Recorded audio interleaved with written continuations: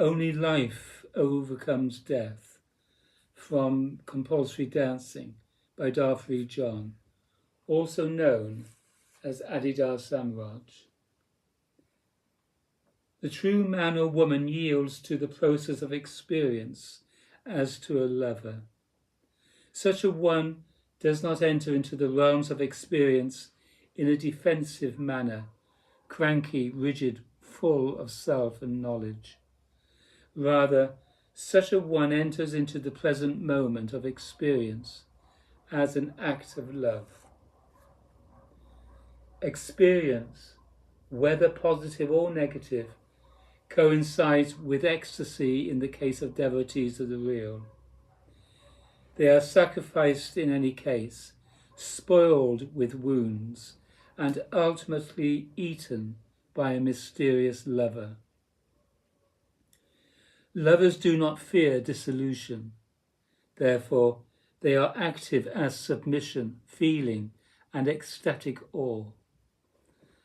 Unlike the knower, who does not make love, but at best presumes to love, the devotee of the real is engaged in the process of ecstasy.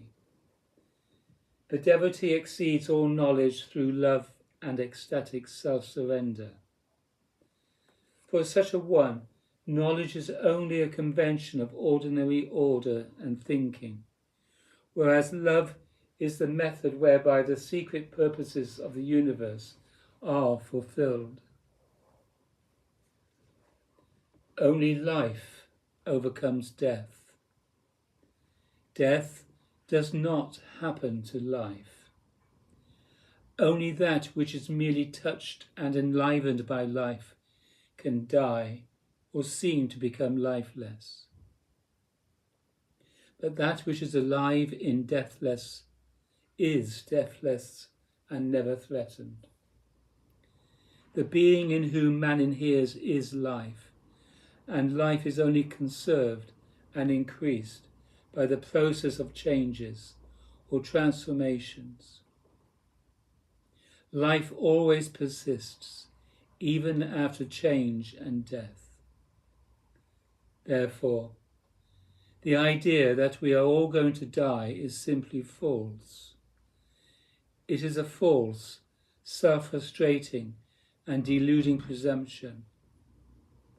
I inheres in life, and to believe otherwise is to embrace fear, separation, unlove, and all the philosophy that presumes death, rather than life, to be the principle of existence.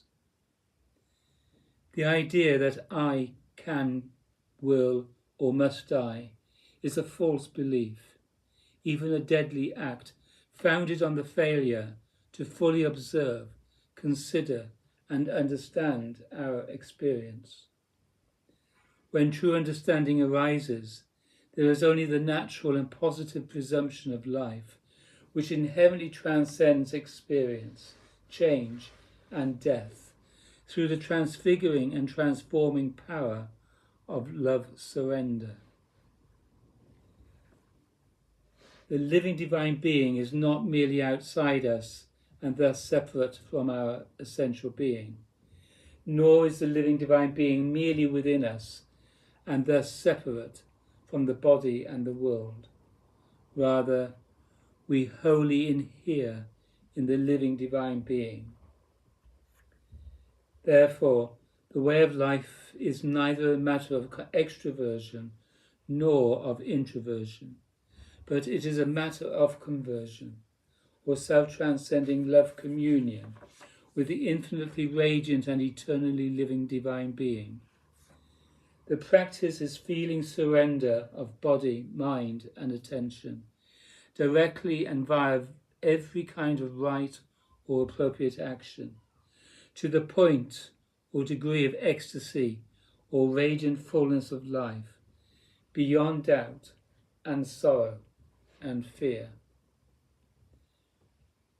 Only life overcomes death.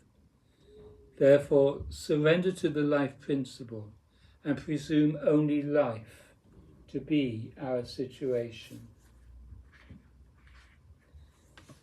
da, da, da.